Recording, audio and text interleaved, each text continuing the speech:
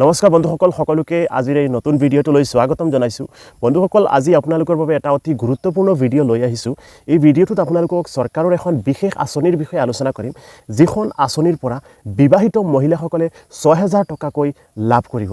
বন্ধুসকল, এই আঁচনিখন কি হয় আৰু কোনে কোনে এই আঁচনিৰ সুবিধা লাভ কৰিব, সম্পূৰ্ণ কথাখিনি জানিবলৈ ভিডিঅ'টো কোনো স্কিপ নকৰাকৈ সম্পূৰ্ণ শেষলৈকে চাই থাকিব। আৰু নতুনকৈ যদি আমাৰ এই পেজৰ ভিডিঅ'টোত চাই থাকে তেনেহ'লে পেজটো ফ'ল' কৰিব আৰু ইউটিউবত চাই থাকিলে চেনেলটো ছাবস্ক্ৰাইব কৰিব।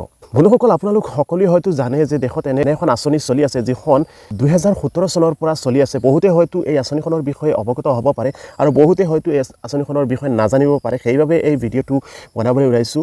আপোনালোকে যিসকলে জানে অন্ততঃ এটা শ্বেয়াৰ কৰি বাকীসকলক এই আঁচনিখনৰ বিষয়ে জানিবলৈ সুবিধা দিব, যাতে এই দেশৰ গৰীব দুখীয়া মানুহসকলে তেওঁলোকৰ বিপদৰ সময়ত যাতে এই সামান্য পৰিমাণৰ পুঁজিৰ পৰা হ'লে ঠিক সকাহ লাভ কৰিব পাৰে। প্ৰধানমন্ত্ৰী মাতৃ বন্দনা আঁচনি, এই আঁচনিখনৰ অধীনত প্ৰথমবাৰ গৰ্ভধাৰণ আৰু শিশুক স্তন্যপান কৰোৱা মহিলাসকলক বিশেষভাৱে চৰকাৰে আৰ্থিক সাহায্য প্ৰদান কৰে। এই আঁচনিখন কেন্দ্ৰীয় চৰকাৰৰ তৰফৰ পৰা কাৰ্যকৰী কৰা হৈছে, যিখন ২০১৭ চনৰ পৰা দেশত প্ৰচলিত আছে।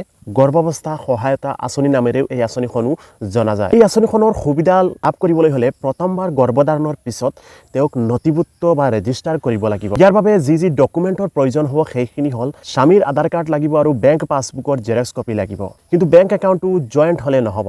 আৰু এই ক্ষেত্ৰত গৰ্ভৱতী মহিলাসকলে সেই ৬,০০০ টকাটো ৪টা কিস্তিত তেওঁলোকে লাভ কৰিব, যিটো কেন্দ্ৰীয় চৰকাৰৰ তৰফৰ পৰা এটা অতি সুন্দৰ পদক্ষেপ বুলি ক'ব পাৰি। আৰু এই টকাটো দিয়া হয় যিসকল গৰ্ভৱতী মহিলা আছে তেওঁলোকক পুষ্টি প্ৰদানৰ কাৰণে, যাতে তেওঁলোকে পুষ্টিকৰ আহাৰ সেই মাতৃসকলে গ্ৰহণ কৰিব পাৰে। প্ৰথম কিস্তিত পাব ১,০০০ টকা, দ্বিতীয় কিস্তিত লাভ কৰিব ২,০০০ টকা, কিস্তিত আকৌ ১,০০০ টকা আৰু চতুৰ্থ কিস্তিত আকৌ ২,০০০ টকা লাভ কৰিব। কিন্তু চৰকাৰী নিৰ্দেশনাত উল্লেখ আছে যে চৰকাৰী যিসকল চাকৰিয়াল সেইসকলে এই আঁচনিৰ সুবিধা লাভ নকৰিব। প্ৰধানমন্ত্ৰী মাতৃ বন্দনা আঁচনিখনৰ হিতাধিকাৰীসকলে আবেদন কৰিবলৈ হ'লে আশা বা AANSৰ জৰিয়তে তেওঁ আবেদন কৰিব পাৰিব। ইয়াৰ উপৰি অনলাইনতো এই আঁচনিখনৰ বাবে আবেদন কৰিব পাৰিব। ইয়াৰ বাবে ডেলিভাৰী বা প্ৰসৱটো চৰকাৰী হস্পিটেল বা বেচৰকাৰী হস্পিটেল য'তেও নহওক, যদি আগতীয়াকৈ ৰেজিষ্টাৰ কৰা থাকে তেতিয়াহ'লে সেই হিতাধিকাৰীজনে সেই সুবিধাটো লাভ কৰিব। বন্ধুসকল, আশা কৰোঁ ভিডিঅ'টো চাই আপোনালোক সকলো নিশ্চয় উপকৃত হ'ব। যদি ভিডিঅ'টো চাই ভাল লাগে তেনেহ'লে লাইক কৰিব আৰু বেছিকৈ শ্বেয়াৰ কৰি যাতে দেশৰ গৰীব দুখীয়া মানুহসকলে এই আঁচনিখনৰ সুবিধা বিপদৰ সময়ত